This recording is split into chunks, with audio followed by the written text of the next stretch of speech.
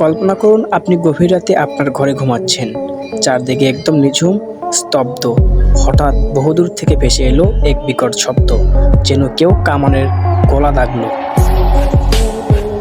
আপনি ভাবলেন হয়তো ভুল শুনেছেন, কিন্তু না।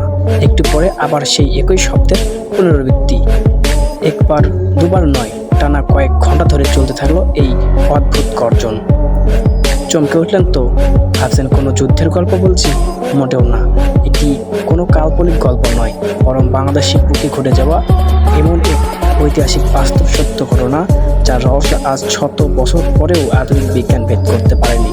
কিন্তু কী ছিল সেই অদ্ভুত শব্দের উৎস? জানতে হলে ভিডিওটি শেষ পর্যন্ত দেখতে থাকুন।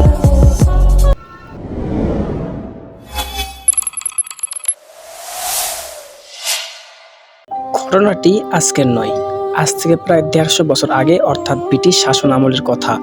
বাংলাদেশের দক্ষিণ জেলা বরিশাল, যা তৎকালীন সময়ে বাকেরগঞ্জ নামে পরিচিত ছিল। ১৮৭০ সালের দিকে কথা। ব্রিটিশ সরকার উচ্চপদস্থ কর্মকর্তারা লক্ষ্য করলেন, প্রতি বছর বর্ষাকালে আসার ঠিক আগে, অর্থাৎ মার্চ থেকে জুন মাসের মধ্যে গভীর সাগরের দিক থেকে এক অদ্ভুত আওয়াজ ভেসে আসে। শব্দটি হুবহুব কোনো শক্তিশালী কামানের গলার আওয়াজের মতো শোনাতো। কখনো কখনো পরপর ২ বা ৩টি শব্দ হতো, আবার কখনো মনে হতো দূরে সমুদ্রের কোনো নৌযুদ্ধ চলছে। প্রথম ব্রিটিশ সিভিল সার্জন এবং জেলা ম্যাজিস্ট্রেটরা ভাবলেন হয়তো বঙ্গোপসাগরের কোনো পর্তুগিজ বা মগ জলদস্যুরা আক্রমণ করছে এবং তারা একে অপরের দিকে কামান দাগছে। জলদস্যুদের দমনে ব্রিটিশরা সাথে সাথেই তাদের শক্তিশালী পুলিশ ফোর্স এবং যুদ্ধজাহাজ বঙ্গোপসাগরের দিকে রওনা করে দেয়। কিন্তু অদ্ভুত ব্যাপার কি জানেন? ব্রিটিশ সৈন্যরা পরে সমুদ্রে চষে বেড়ালে দিনের পর দিন পাহারা দিল, কিন্তু কোথাও কোনো জলদস্যু বা জাহাজের চিহ্ন পর্যন্ত পাওয়া গেল না। এমনকি আশেপাশে এমন কোনো দ্বীপ বা এলাকা ছিল না যেখানে কামানের পরীক্ষা নিরীক্ষা করা সম্ভব। সবচেয়ে অবাক করার বিষয় হলো, শব্দটি কোনো নির্দিষ্ট দিক ছিল না। বরিশালের মানুষ মনে করত শব্দটা আসছে সাগর থেকে, আবার সাগরে থাকা জাহাজের নাবিকরা মনে করত শব্দটা আসছে সুন্দরবন বা স্থলভাগের দিক থেকে। অর্থাৎ শব্দের উৎসটি যেন বারবার নিজের অবস্থান পরিবর্তন করছিল। ব্রিটিশ রাজার বাঘা বাঘা অফিসাররা এই অদ্ভুত আওয়াজের নাম দিলেন দ্য ক্যানস অফ বরিশাল, বা বরিশালের কামান। এই অদ্ভুত ঘটনাটি সাধারণ মানুষের মনে তীব্র আতঙ্কের সৃষ্টি করে। বিজ্ঞানীদের কপাল তখন চিন্তার ভাঁজ। এই শব্দের রহস্য ব্যাখ্যা করতে তৎকালীন সময়ে বেশ কিছু থিওরি বা তত্ত্ব দেওয়া হয়। প্রথম তত্ত্ব, অনেক দাবি করেন মেঘনা নদীর মোহনায় বিশাল বিশাল মাটির চাপ বা পাড় ভেঙে পড়ার কারণে এই বিকট শব্দ হতে পারে। যুক্তি টেকনিক, কারণ মাটির চাপ ভাঙার শব্দ আর কামানের গলার শব্দ মাঝে আকাশ পাতাল তফাৎ থাকে। দ্বিতীয় তত্ত্ব, গবেষকদের একাংশ মনে করেন এই আসলে আন্ডার ওয়াটার ভলকানো বা সমুদ্রের তলদেশের কোনো অগ্নিগিরির, কিন্তু বঙ্গোপসাগরের সেই অঞ্চলে কোনো সক্রিয় অগ্নিগিরি অস্তিত্ব কখনো পাওয়াই যায়নি।